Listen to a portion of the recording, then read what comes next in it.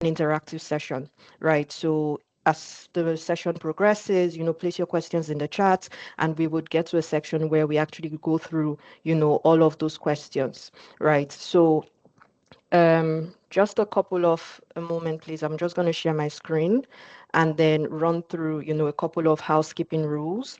Um, let me know when you can see my screen.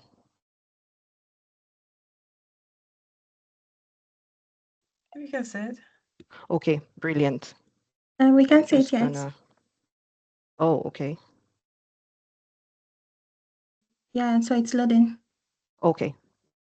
So is it up now? No, it's not. I can see it. Oh, Aga can see it. Can anyone else see it? You can quickly come off mute and say yes. Yes, I can. I can see it. I can see Yes, it from my sure. end. Okay, Rachel, I think you need to restart. Yeah, I can see it now. I can see it now. Yeah, I Okay, can see it. brilliant. All right, thank you very much. Okay, yes, so a couple of housekeeping rules. Like I mentioned earlier, this session will be recorded. So if you will not like to, be on recording, this would be a chance to, or if you do not want your face captured as part of the recording, you can turn off your cameras. But we would really love to actually see you on camera. So if you're able to, we would love for you to have your cameras on. So that way it really makes it, interactive, and we can understand like who is joining, and we're able to really understand if what we're saying is meeting your, like, if it's really hitting the right spot, so to speak, right? Unless you have a question and you're asked to, then come off mute, we would really appreciate if you remain, keep your mics muted, right? And like I mentioned earlier, as much as possible, we would go through some polls as we progress, and then we would also take your questions. So if you have any questions before we get to the actual question and answer section towards the, like at the last 10 minutes of the session, please do drop them in the chat, right? And then we would pick them, and you would also get the chance to ask. And as usual, like if you're not yet following Platform Explorers on socials, here are QR codes that you can easily scan, and then follow us on LinkedIn, follow us on X, to get real-time updates from the community, right, as we progress. Now, for the sake of those joining us for the first time, I thought it would be good to, we always like to kick off the sessions with a little about Platform Explorers, section. So who is Platform Explorers? What exactly is the purpose of this community, right? So I'm actually joined by one of our co-founders, Rachel. Thank you so much, Rachel. So as of this time last year, Rachel and I actually connected, and we realized that we were both faced with a similar, like we both had a similar experience coming into the tech industry, where you get to learn, or you go through an online course, but then can we go on mute, please?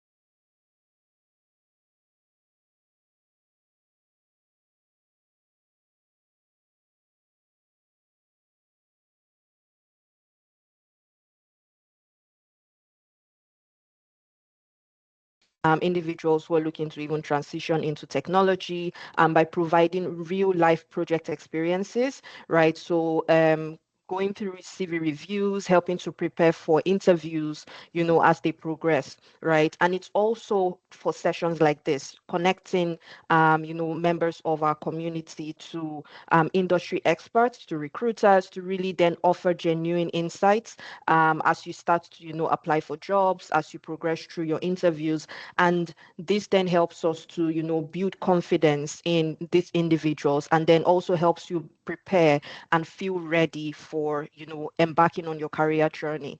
Also, our vision is really then to, guide mentees to the threshold of employment, right? ensuring that they are like your skills remain relevant as the tech industry continues to evolve. So it's really about bringing together your experiences, bringing together making sure that your experiences remain relevant to what we see in the technology industry, right? Especially as things continue to evolve. We're now in the AI era. Everyone is really looking to then really stay abreast of all of these changes happening. Now, with that said, I'm really glad to welcome, our special guest today, Aga. Aga, thank you so much for joining us, for joining us today, and we're really excited to meet you. But then just before, because I wouldn't do justice introducing Aga, right? So just before I hand over to her to introduce herself, I just wanted to share a short story of how we actually met, of how I got connected with Aga. Now, back in 2021, while I was, because I am Nigerian, so I've literally I was born, bred, studied in Nigeria. And then I started my tech career about 10 years ago. But then back in 2021, which is now 5 years ago, gosh, time flies. I wasn't actually like actively searching for a role in Ireland, but then I definitely knew that I wanted to, work with a global organization. Now, I just randomly opened up LinkedIn and then I actually saw an acquaintance post about a job in her company, right? And this was a job with Avanade Ireland. And, I reached out to her because literally, reading through the job description, I was like, this is for me. This is literally what I do every single day. And I was like, I'm really interested in this role. And she actually went ahead to refer me for that, for the job. Now, her belief in me was really that spark that got my CV in front of the team in the first place.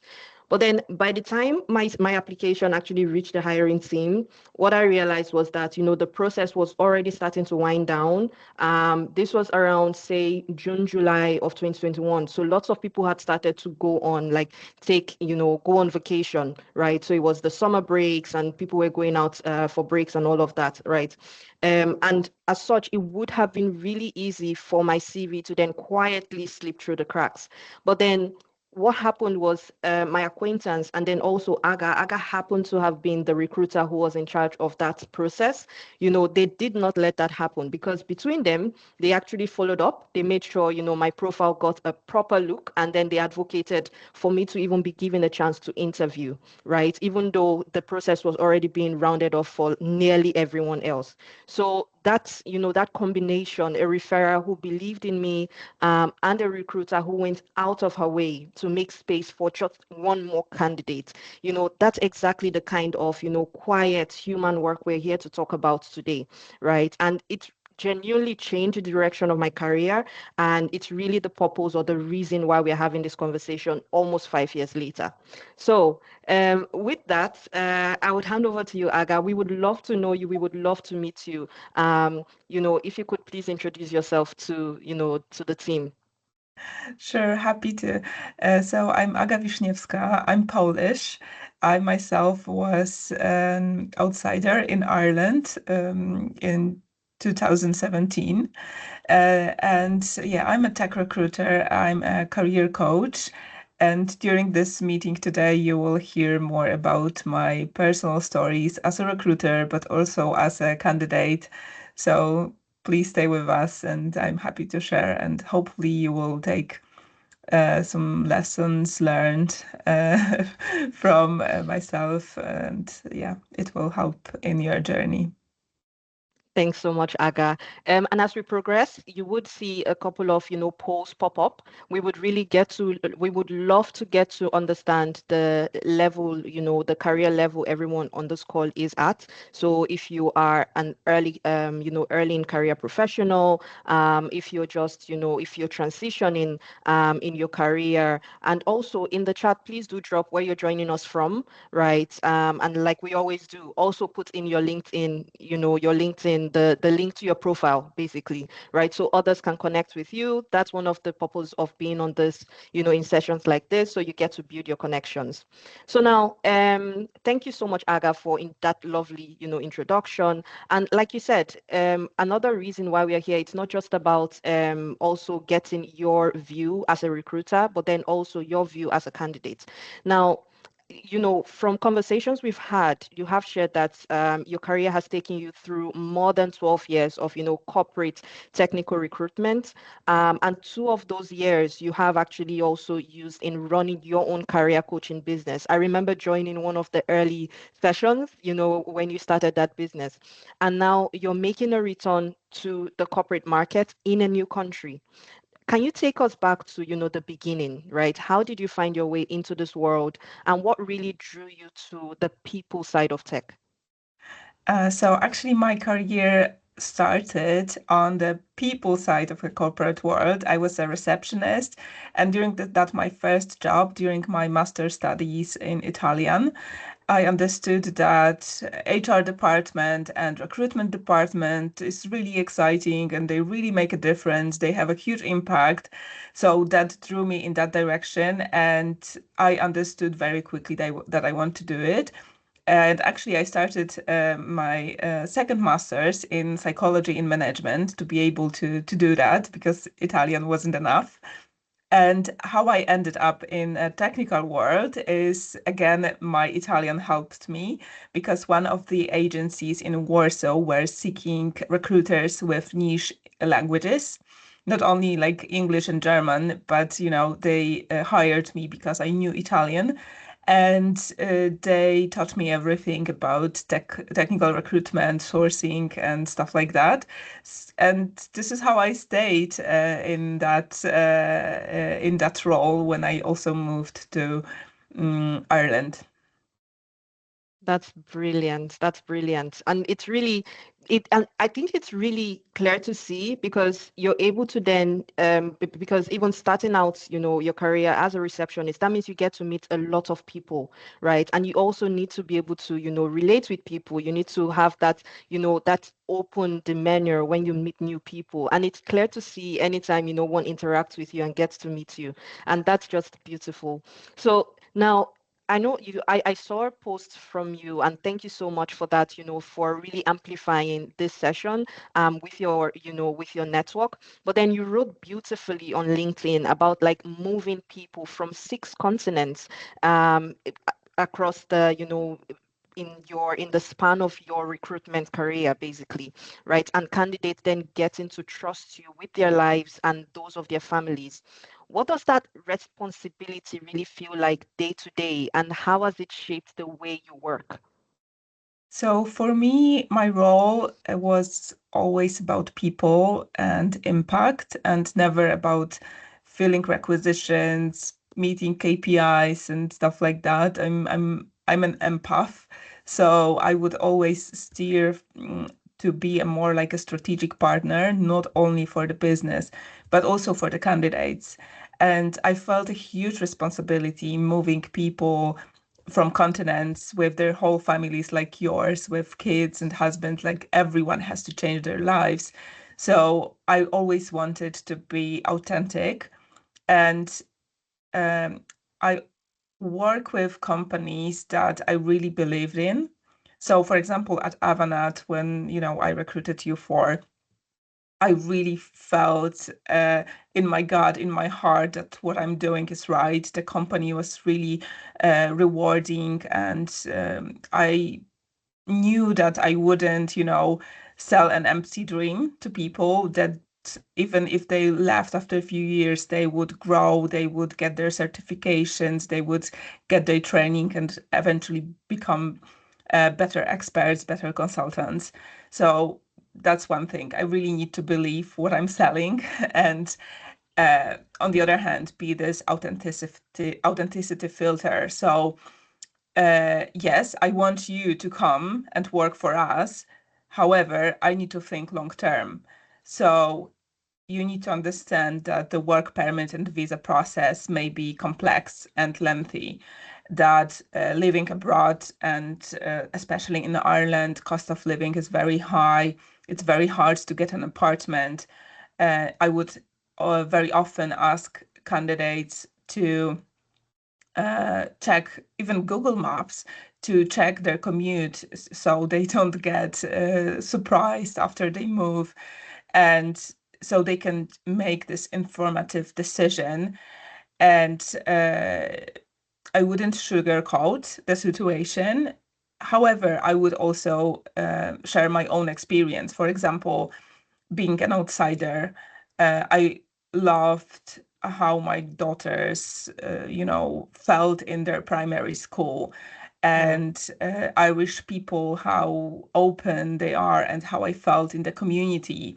So blending all this information gives someone from abroad a really like this authentic picture, so they can make informative decision, not just jump into the opportunity not knowing what's behind it. So for example, for me, when I moved to Ireland, it took me 6 months to open a bank account because always somebody would make a mistake with my name or surname, and I couldn't just get approval for my bank account. So sharing these struggles kept it authentic, and I think that it makes a difference when you really have such a huge impact on people's lives. And seeing you after so many years, you're still in Ireland, your kids change their environment, it's a huge responsibility. It is, to be honest. And I can absolutely relate with the struggle of opening a bank account in Ireland. Like, it was always one thing or the other. And actually, as you say that, I think, the good thing about this is I feel like a lot of people are starting to speak out more about the struggles, they go through when having to relocate to a new place, to a new country to work. My sister actually lives and works in Malta. And then, we're catching up yesterday, and she actually shared that for individuals who are relocating, to Malta, who have never lived or worked in Malta before, the government has now mandated that they need to go through a course, right? So a course to sort of orientate them, to get them to learn about the country, to understand how to open a bank account and all of those processes, and also give clarity in terms of this is the actual wait time. And when I heard of that, I was like, wow. I wish I had that when I was joining, because for us it was really do your Google search and then the information that would be provided by the recruitment team and all of that, right? So yeah, it's really a struggle that I feel doesn't get spoken about just well enough. But it's really good to see that different countries are now starting to for ways to actually make the process a lot easier for candidates. Mm-hmm. So speaking of candidates, right? You screened candidates at every career stage, and so far we're starting to see some responses to the poll that I posted, right? But then what genuinely makes someone stand out early in their career versus like mid or senior level, and how do those signals, like what like do the signals you look for, do they change with experience? So do you actually see that change if they're an early career professional, if they're mid or more senior level? Mm-hmm. So one thing that is in common is your attitude. Mm, And believe me, I had candidates being disrespectful towards me. So that would mean they would be disrespectful to the team members or, the clients. So even at that stage, they couldn't manage their own attitude. So that's something you can work on. And for early careers, for early careers, I would say that be involved. Like even today, you are joining this call, you are doing something more. Share it on your LinkedIn. Be involved, be interested, but also be interesting. So everything that you do outside, any volunteering, like just build your social proof on LinkedIn. So if you go volunteering, don't hesitate to share it. And because it shows a recruiter, a hiring manager that you are as I said, interesting person. You go above and beyond your, very narrow scope, maybe. So in early careers, this is something that hiring managers look for. So what else you could share? Because obviously you wouldn't have that professional experience. So give some other examples from your life. And as I said, start building this social proof on LinkedIn, start building your network early. Don't hesitate to send invites to recruiters in location that you want to be hired in. It like LinkedIn doesn't have to be like only your own network. You can expand it really, really without borders, and then building social proof really early, and even like as I said, share that you attended this meeting on your LinkedIn feed, so you can build this social proof. And for experienced professional is the art of selling yourself and respond to the need of an employer. So speak the language of value. What problems can you solve? What you bring to the table, and do your own research. So, for example, if a company is going through an organizational change or was bought by someone, or whatever the case may be, see where your experience may be valuable, and speak the language of value, like what problems can you solve, so the hiring managers see you as a solution to their problems, to the changes they are going through, and don't hesitate to really be in a position of like selling.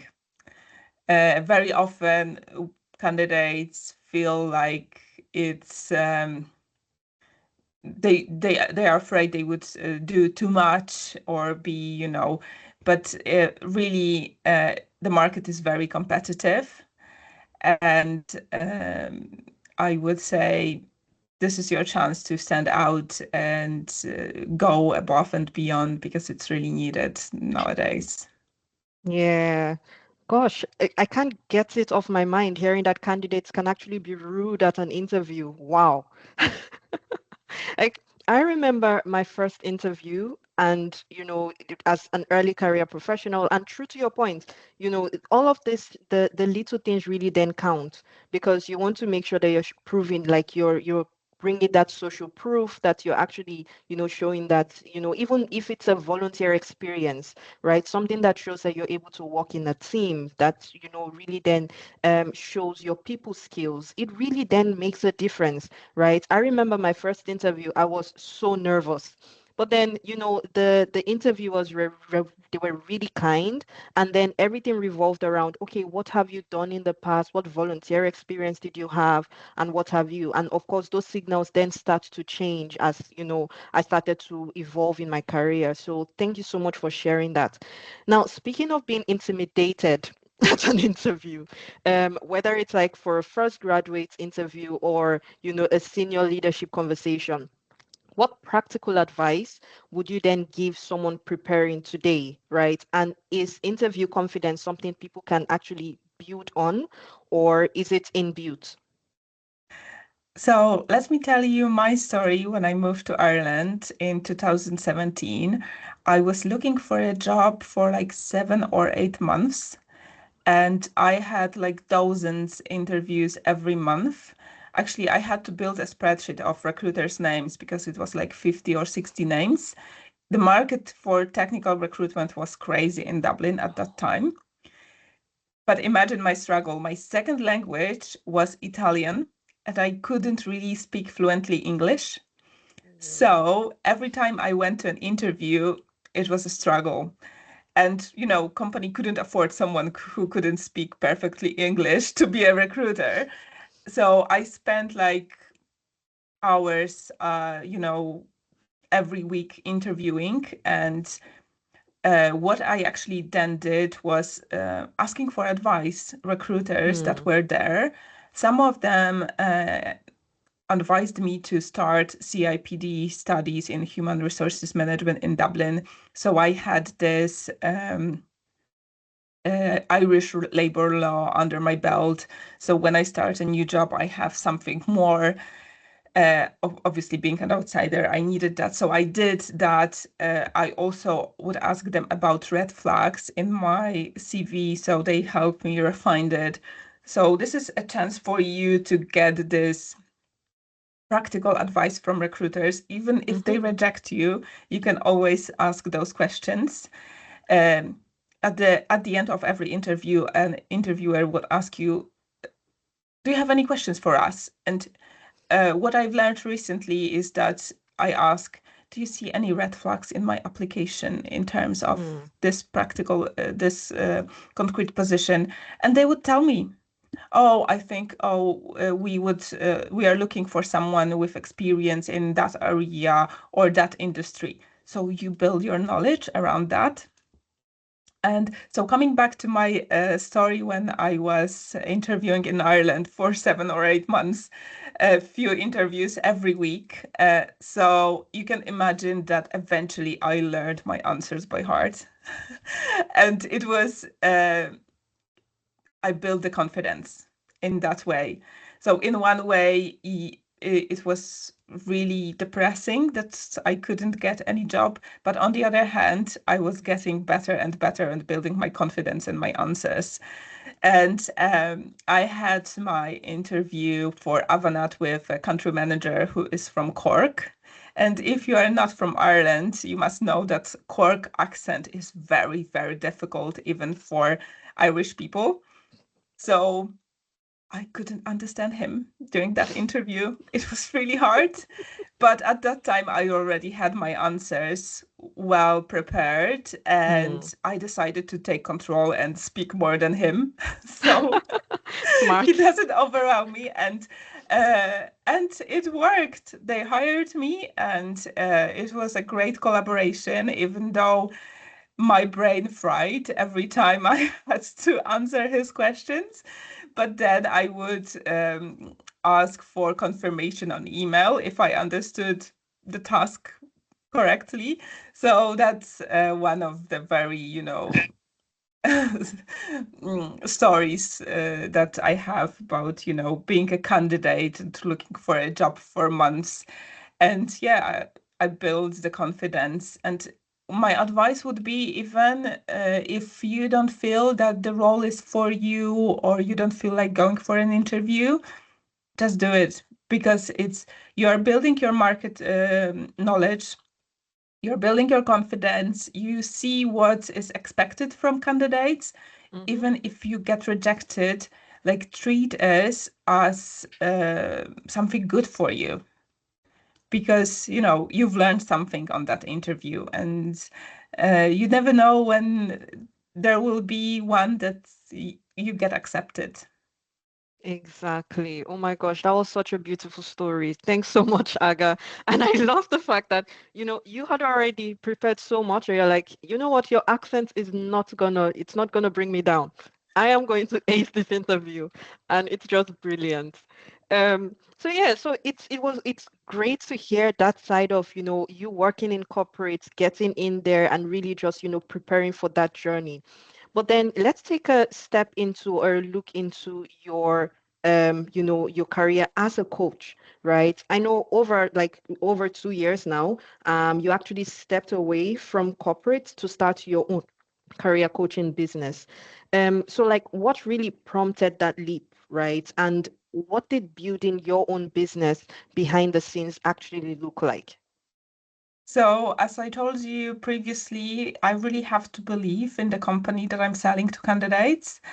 And I left Avanade for a better opportunity, for a promotion. But then after a few years, it wasn't my place anymore. And when you feel anxiety on a Sunday evening, you know that it's not the best place, to be in. And I decided to take a chance and to start working with candidates, and it's also very rewarding. So yeah, that prompted the leap.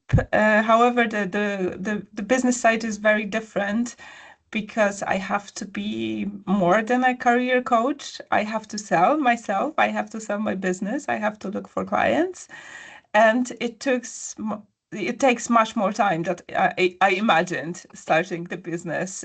So yeah, I would say even it's 90% of your job to look for clients and then working actually as a coach.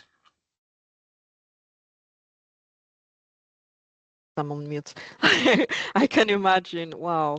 So like, yeah, because I can actually relate. I remember prior to even moving to Ireland, so aside being a technical professional, I used to run a business by the side as well because I love making cakes, right? And then I would actually bake cakes, for friends, for family, and before you know it, I became like the official baker for the company I worked with.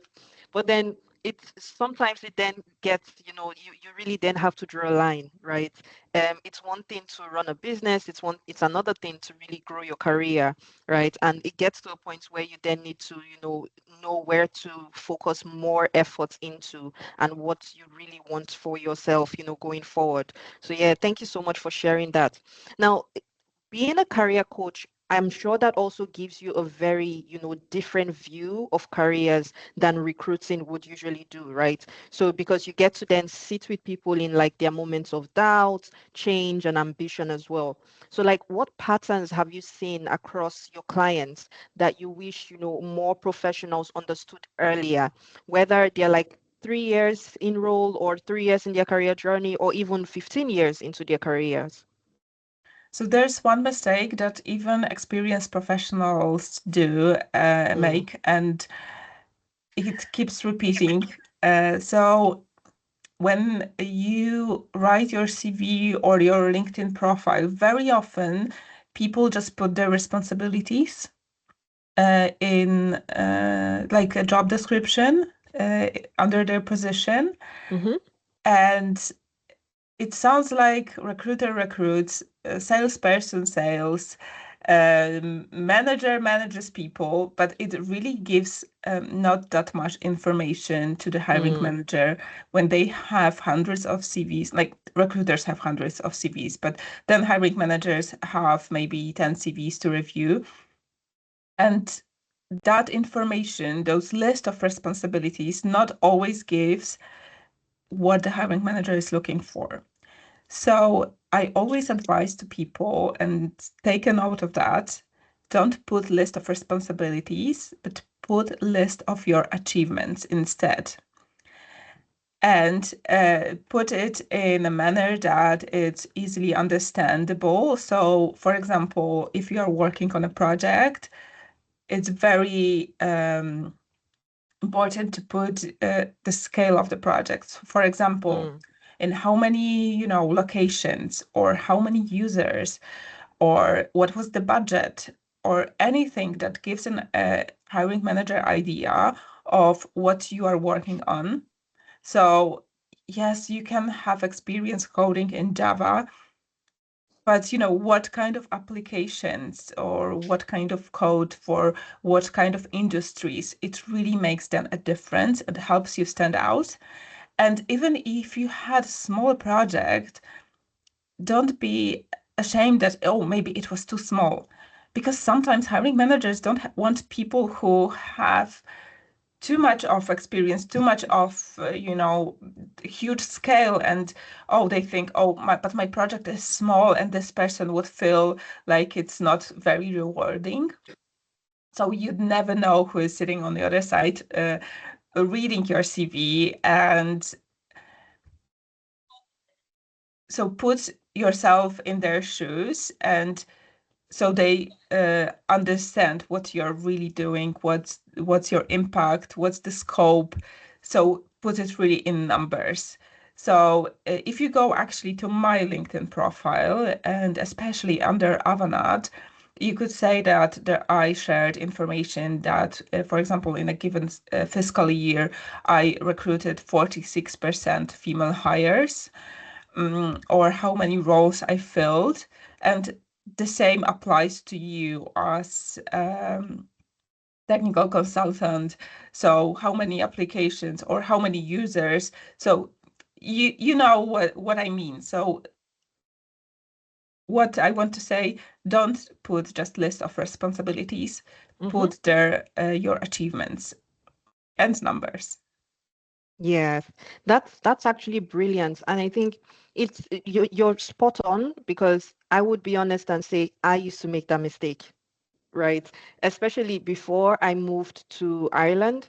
I would just, place my CV. I would most likely just copy and paste my job description, from my employment letter and all of that, and then expect that, oh yeah, anyone who reads that, they should be able to then relate that, I'm fit for the job, right? But then one thing that I definitely learned, especially moving to like working with Avanade, because we would usually be asked to write, our forward story, and it's almost like a journal where you would then put down, your achievements in the last quarter, in the last year.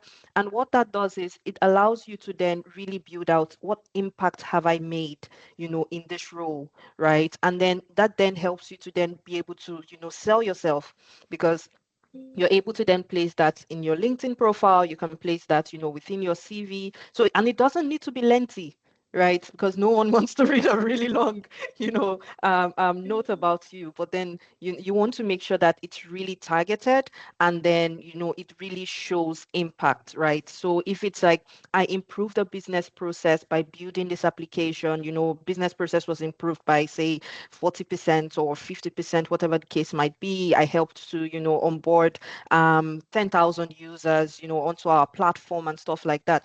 Place those, make it a measurable impact. So the recruiters and then the hiring managers can really then be able to expand on that and understand your, the scope of your knowledge and experience as well, right? And like Aga said, it doesn't need to be like so big scale.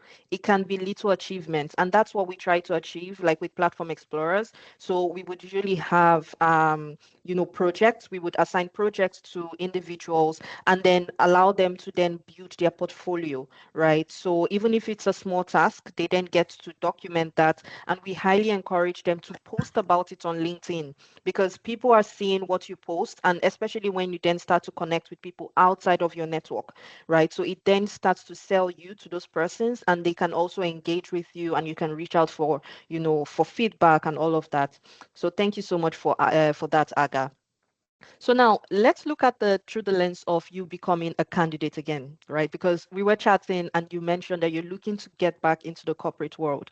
Now, after 10 years in Ireland, you're now stepping back in that world. You've relocated to Poland, but then this time as a candidate, not the recruiter. So what has really surprised you about being on the other side of the table, and what are you carrying with you, from your coaching years, from your recruitment phase in Ireland into this new chapter? Yeah, so what struck me is that I really don't have a network in Poland, because when I left, I was a receptionist and a junior recruiter. So people don't know me from those 10 years that, I built my experience in Ireland. And it's really hard. Again, it's 7 months that I'm looking for a job. And I don't want to start my business all over again. And as I said, it's more selling than being a coach. And I'm more passionate about, people side of it, like coaching, and the same in recruitment. So I understood that it's not necessarily for me. I'm not a person who would be, on TikTok or Instagram all the time selling my business. So that's one of the reasons that I don't think I would continue that in Poland. So the lesson is like build your network, and I need to start all over. So when I moved to Ireland, I connected with all the recruiters I could find on LinkedIn, and Brilliant. now I have to do it again in Poland, and recruiters and hiring managers, so more senior people in talent acquisition, and I don't hesitate. I just send invites, and especially last year was very difficult because there were like no positions available in Warsaw. It started picking up in January, so I had more interviews. I'm still in some processes. So yeah, I'm excited to see where it brings me. Yeah, and I'm excited to see, where, like, how you progressed with this move, right? And thank you so much for sharing that, because I know for a lot of other people on this call as well, they might also be experiencing same, right? So moving into a new country, probably for school, or, trying to transition into a new area, and then really being stuck as to how do I really progress, right? And you've really spelled it out really well, right? So building your professional network, even if you're in a new space, you're in a new, country, whatever the case might be, right? Be bold enough to reach out to people, to, sell yourself really, and you never can tell where that then leads you to. Thank you so much for sharing that, Aga. And then, like, would get to the final question soon, and then also open up the floor for the audience. But then I wanted to ask this, right? Because we're seeing AI being adopted in so many ways, right? So everyone is talking about AI. I personally, I work with Microsoft, so I know that, we're really trying to build on our AI initiatives. We have co-pilot, co-work, and all of that, right? So we're now talking about agentic AI. Now, I'm sure this is also impacting the recruitment industry, and you may have heard about this, in your last few years coaching individuals. But then I would say definitely what we are starting to see is recruitment has changed enormously with AI, and then we're now seeing more like the evolution of automated screening tools and remote hiring and all of that. So based on that, how do you like what would be your advice if you were to join an interview right now, for a recruitment role? How would you then advise an organization to really keep that human element alive in a process that's becoming more automated? And what would you think that, candidates at any career level should know about that shift? So definitely, I would encourage you to be resistant and not to drop off of the process if it's AI, especially those early stages could be, AI driven. However, you need to remember that at some point you will meet a human in the process. So, yeah, I believe a lot of people may think that, oh, it's not for me. I don't want to work for the company that, doesn't want to even see me through the human lenses. But, if you are resistant, when you have this resistance and you believe in yourself and mm, even though you may be rejected in so many processes and you feel rejection after rejection as myself now and in 2017 in Ireland, uh, know that at some stage of the process you will meet a human and you will be that person who resisted AI tools and presented themselves and prevailed in the process. So don't drop out if you see AI at the early stages of the process. And on the other hand, use AI because on recruiters' side of work, so previously we had to read CVs from applicant tracking system. Now these systems can rate candidates, and I've seen tools that rate candidates A, B, C.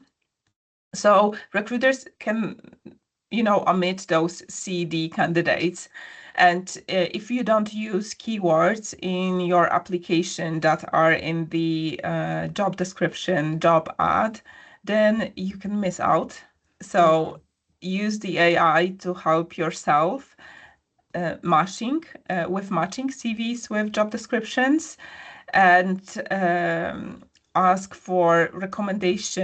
AI for recommendation what to change in your application. However, keep it real, keep it human. As I said, use the numbers, use your achievements. So AI won't know your achievements, but it can help you shape your application. So that would be my advice. Thank you so much, Aga. And then I promise this is my last, like the final question before we open the floor to the audience. But then, like, looking across, all the people you've helped move, hire, and coach over the years, and now your own journey as a candidate again. If an attendee, on this call were to walk away from this session, remembering only one thing you said today, what would you want that to be? I think speaking the language of value in your application, in the interviews, what you bring to the table, not hesitate to sell yourself, and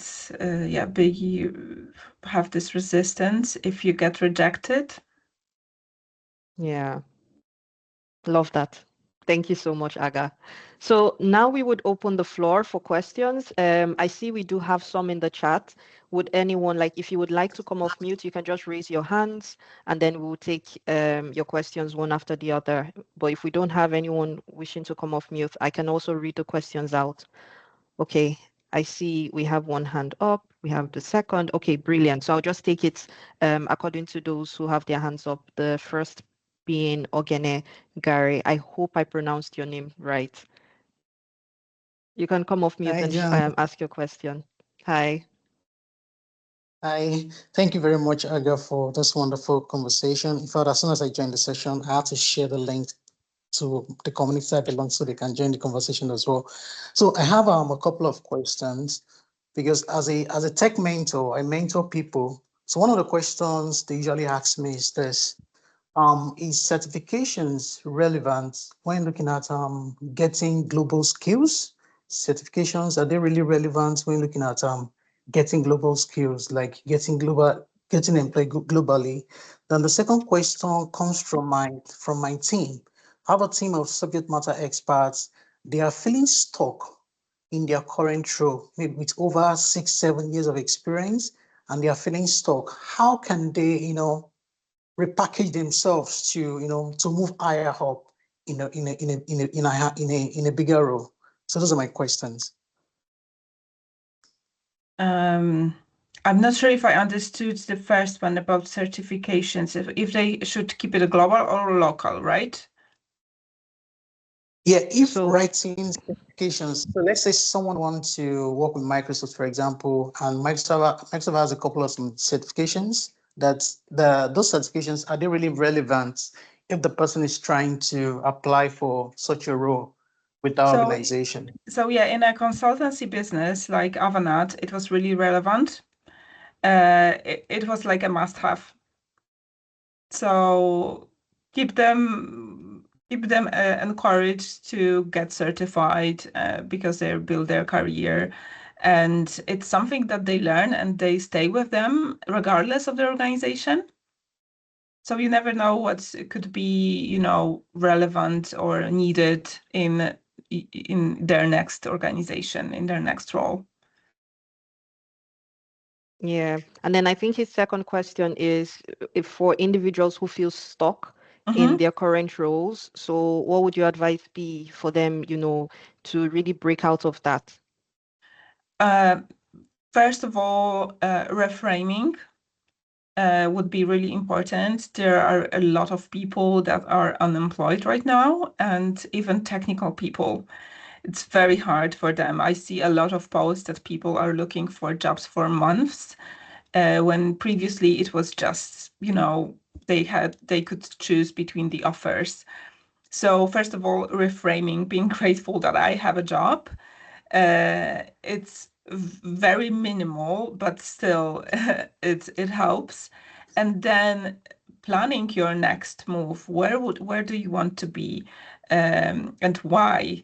So you can start taking steps in order to achieve your next goal. If you don't have any goal, you can be really stuck. And if you start working on a goal, start moving forward that goal, the energy of stuckness would just dissolve. Brilliant. Thank you so much, Aga. So we'll take the next question. Benjamin?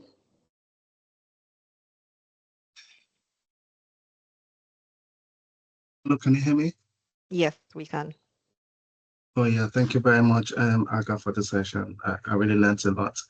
I just want to confirm, maybe if you can give an advice for someone like maybe me that's kind of transitioning into tech from a completely non-tech background. What are the things that you think I could really do to kind of blend that wide gap that maybe recruiters may see as a red flag in my applications? Have you started like education towards tech, getting Yes, certified? yes. So I have gotten a couple of certifications already. So I've got, I don't know if I should list all the certifications, but I've got one or two in cybersecurity. I've got foundational certifications in Azure and also in AWS. Um, I also have like some of the important tier ones like Network Plus and Security Plus. Yeah, so I am my perspective, I'm feeling that because, for instance, I don't have like a computer science degree, maybe certifications can help to blend that gap a little bit, while I also do a little bit more hands-on projects to kind of display to. So it will be good to get your own perspective, maybe like from the recruiter's perspective of what you think I could do more or double down on. Yeah, so certifications are really great, especially in this Microsoft ecosystem.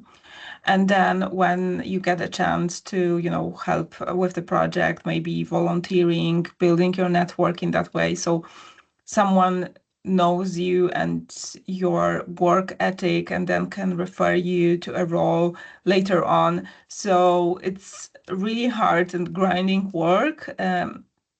But, looking for opportunities like maybe, as I said at the beginning, volunteering, but then in this way you grow your network and then someone sees you and can move you forward. So being patient and hard work, but certifications are a great start. This is something that hiring managers are looking for. Yeah, and just to add to that as well, Benjamin, if I were to advise, I'll also say, and it's really similar to what Aga said. So joining communities. So from what you've shared, it looks like you're navigating towards a cybersecurity, career journey, right? So look out for cybersecurity communities and not just within like your local space. You can join the ones in your local, area, but then also look beyond that as well, right? Because what I've found is a lot of these communities, they would usually have, programs where they would need volunteers, people who can then bring in their different experiences, even those who are just starting out. And by doing that, you then start to grow your network, right? And back to Aga's point, at that point, someone then is able to then say, oh, yes, I know Benjamin, he has been supporting our community, he has the certifications, we have an opening in our organization, or I know of a company that's hiring and I think you would be a great fit, right? So doing all of that, I feel like it definitely helps you stand out. Thank you so much. I really appreciate it. Thank you. Sure. So the next question would be from Richard. Yeah, thank you. Good morning, everybody. It's been a great session. My question is about what skills do you need? Is it the soft skills or the hard skills? Because it's it's I don't really understand. You have all these tools, you can use them. You've been creating projects and stuff. You've been working on yourself, building yourself. Yet when you apply, you get rejections upon rejections, and sometimes they'll be like, oh, the role is the role you are applying for. We are keeping your CV or your resume for other role. This role doesn't really, suit you, or we have people who um are more likely, or were more, you know, aligned to the role. I don't really get it, because I feel like I can do these things, I meet all these requirements and stuff, yet I get rejections. And it's sometimes daunting, because you apply for like hundreds of jobs, 200, a lot of jobs, but what do you do if you don't get even the interviews? Hmm. So my question would be, if you, after applying to, 100 jobs, have you changed anything in your application? So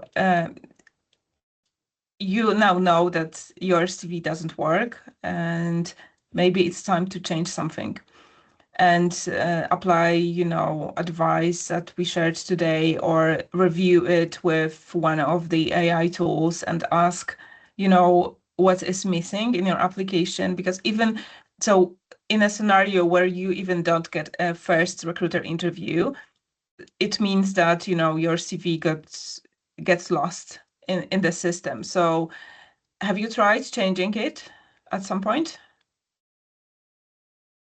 Yes, I have friends or people who are career coaches as well. I've been optimizing my CV. I've been tailoring it with respect to these roles, but it's kind of Yeah. discourages me Yeah, I sometimes, feel you know. I feel you. As I said, 10 years ago, I was in the same position. I was looking for a job for 8 months. Now it's 7 months, and only now I hear back from recruiters that I invite me for a second stage interview. And what I did is I changed my CV. I tweaked it after, unsuccessful few months. And I feel you. I know how it is. And, what we can do is only, growing our network more and more, connecting with the hiring managers directly, connecting with recruiters, with your peers, colleagues, maybe someone who you worked with previously has changed jobs and is now in a newer organization that could refer you to. So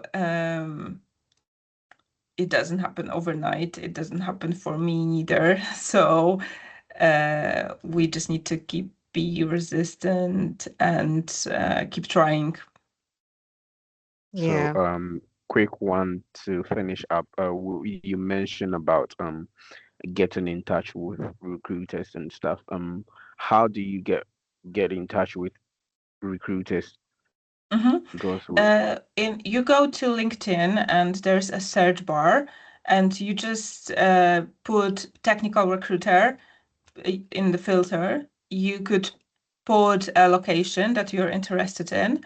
And for example, you could also choose current companies that recruiters are hired, are employed by, and you just send a connection request. And if you do it through a website, not from your mobile phone, you actually can attach a short note to it where you can present yourself, your skills, and maybe a role that you're looking for.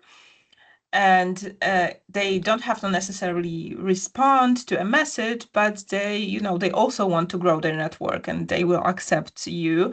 So then you can see open roles that they are posting, and they can search you when they do like direct search more easily, because you are in their network. So don't hesitate to connect, with 100 recruiters from the location that you work in, and just go from there. Yeah. Thanks so much for that, Aga. And I'm just looking through the questions we have in the chat. I think, funny enough, a lot of them are in relation to Richard's question, right? How do I find a recruiter on LinkedIn and what have you? So I'll just skip them. And then I do see Vara asked the question, Vara has his hands up. So, but then he shared that, do you prefer any tool or website to prepare the resume? I would just quickly answer that. I would say I know there are specialized, CV review tools. Most likely, I would aim to share that in the chat much later. But then you can also use like, the regular AI tools, right? ChatGPT, Copilot, Microsoft Copilot, Google Gemini, and you basically present your CV to it. You can also share the job description, the role you're looking to apply for, and then ask it to tailor based on your experience and what have you, right? And then another question from Olamilekon, and I'll probably leave this for you to respond to, Aga. He says, I've just moved to the UK with a background in Microsoft 365. From your experience, what's the most effective way to position international tech experience for UK recruiters? That would be the same, like just if you have certifications or that you could get more certifications under your belt, so your application is more attractive and recruiters and hiring managers can use you in more fields. For example, in consultancy, it's very important to be certified. So yeah, that's especially put that in your LinkedIn profile so they can see it. Very often when we do the search and there are requirements for the certification, we look for the keywords in the profile. So don't be shy, put that on your LinkedIn profile. And as I said, connect with recruiters, and you can directly search recruiters for from the companies that you are interested in.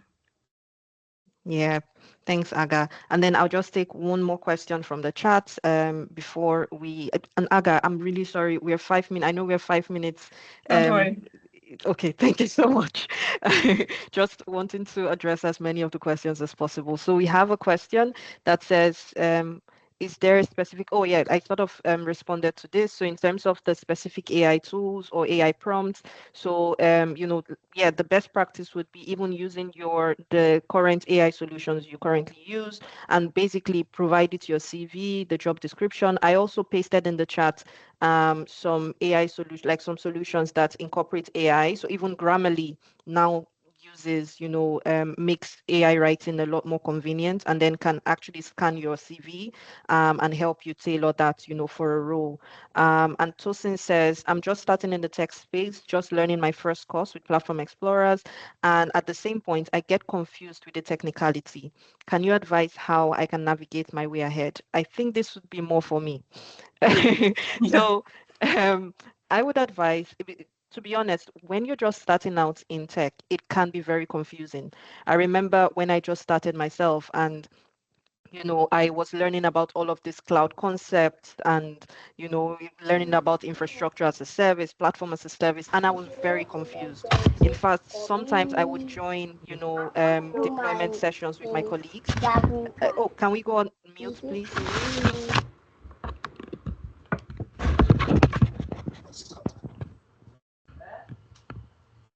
Okay. Yeah. So like I said, sometimes I would join deployment sessions with my colleagues or even a training, and I get more confused. But the truth is, repetition. So if you keep placing yourself in that position, even and also like watching, by the side, watching YouTube videos, talking about those key concepts that you're getting confused by, the more you place yourself in that position, the more you also practice. You make a mistake, you learn from it, and also even sharing about your learning journey and the issues that you're going through or the challenges you have, right? You'll be surprised to find that there are so many other people who may be also facing the same and who have found an easier workaround, right? So leveraging on your community, and we highly encourage this at Platform Explorers, right? I always tell people in my, in my team that if you're facing an issue, I appreciate the fact that you're sending me a direct message, but actually post it in the group chat, right? Don't feel like maybe I'm not doing the right thing or whatever, what have you. You would be surprised to find that someone else in your, in your group has been able to solve that problem or has found an easier way, right, to walk around the issue you're going through. So when you're just getting started, it's normal to get confused by the whole concepts and all of that, but then keep learning and even outside of the curriculum that you've been presented, right? Use AI. I would say we are really privileged now, right? Because when I just started my journey, all we had was, and even then we were privileged, we had like Google search, right? And this was what, 10 years ago. So I would always go on Google and I'm like, I don't know what I'm doing. How do I solve this problem? And guess what? That was also the same way my mentors, actually guided me, because I would go to them and I would say, I don't understand what you're talking about. And they'll ask me, have you researched this?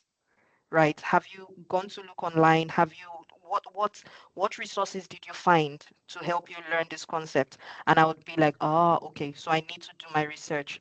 I'm not expecting anyone to handhold me on the journey, right? So I would advise to do the same, right? You're joining the class learnings, try to learn from your group as well, ask questions, and then take it as a personal commitment to, even if it's to commit 1 hour a day, 30 minutes a day to continue learning that concept. And when it comes to, building a career in tech, the journey never ends. I'm 10 years in my career. I'm still going through mentorship programs. Yes, I am getting mentored by people who have even more experience than myself. They're sharing YouTube videos with me. They're sharing, platforms that I can learn new concepts on. So it never ends. So when you build that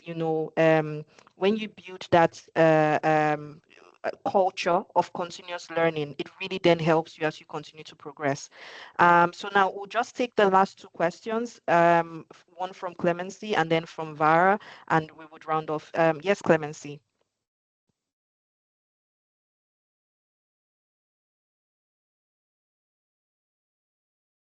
You're on mute, just in case you're trying to speak.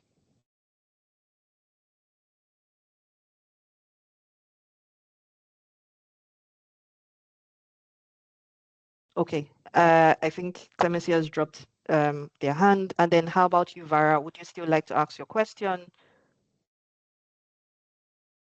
Yeah, hello. Hi. Yeah. Hi for that. First of all, thank you for this section. It was wonderful section. I think a lot of things was even learned. So that's my question. Actually, in the chat section, I asked you like, is there any specific AI related thing could be helpful for the resume making or all these things? Actually, I checked in the like someone in the Instagram some posted as a some prompt related thing to I posted on the chat section. Like for the resume making, actually, like when you're applying the job for the all these things, I've been doing the resume for the based on the job description I'm making, but still I'm not getting the interview calls. So I don't know why. I'm not using the properly in the AI tools or like to preparing the tool, or like maybe it could be some AI inspection was happening for the companies, like it's a AI related part, or I don't know. Like when I'm applying also, like I'm not getting the additional interview calls also sometimes, like that could be my case. So is there any like specific tool or anything was to humanize like to get the shortlist for the CV, or like what are the things we need to take when we're preparing the CV or resume? Like what are the major steps we need to adopt to the job description, or anything we need to change? It's Mhm. basically some principle related anything. If you could give me, it could be helpful to us. Like a lot of people Mhm. are, like in the same stage, I believe so, in the work section. So it could be helpful to Yeah. us. Yeah, so maybe I'll start with what to do when you're not getting any, response after applying. So very often you need to be more aggressive in your job search and actually go and actively ask to be referred for a role. And again, the same about expanding your network. You can expand your network through recruiters, but also you can send connection requests to people who work with a company that you target. And then if you see an open role, ask someone from that company online if they can refer you to it, because very often companies prioritize referred candidates, and they got first to be screened. So yeah, that's one more active, proactive way of looking for a job. And then when it comes to using AI tools, I would suggest, whatever work for you. However, think critically and maybe run a double search. If you used Claude, maybe use Perplexity to double check if it makes sense, or use Gemini or Copilot. But really think critically what comes from it and use keywords in order to be listed on the top at the top of the applicant tracking systems. So it doesn't get omitted if you just forgot to put a keyword in there. And yeah, networking again and being more proactive. That's just sending CVs, just ask for referrals. Yeah. Thank you so much, Aga. Thank you to everyone who has asked the question. I'm sorry, that would be the last question we'll be taking.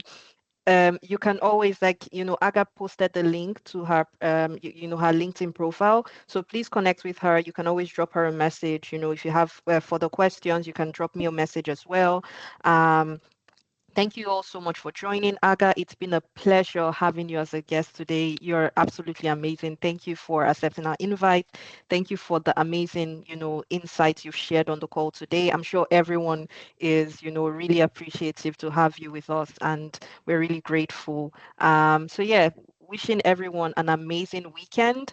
And yeah, we hope to hear amazing news, of your career progressions. Don't forget to post on LinkedIn if you've learned a thing or two. Tag AGA, tag Platform Explorers, and yeah, let's help to amplify and continue to build our network. Thank you. Thank you, and it's beautiful to see you grow your career in Ireland. So I Thanks, love to see AGA. that. Thank you.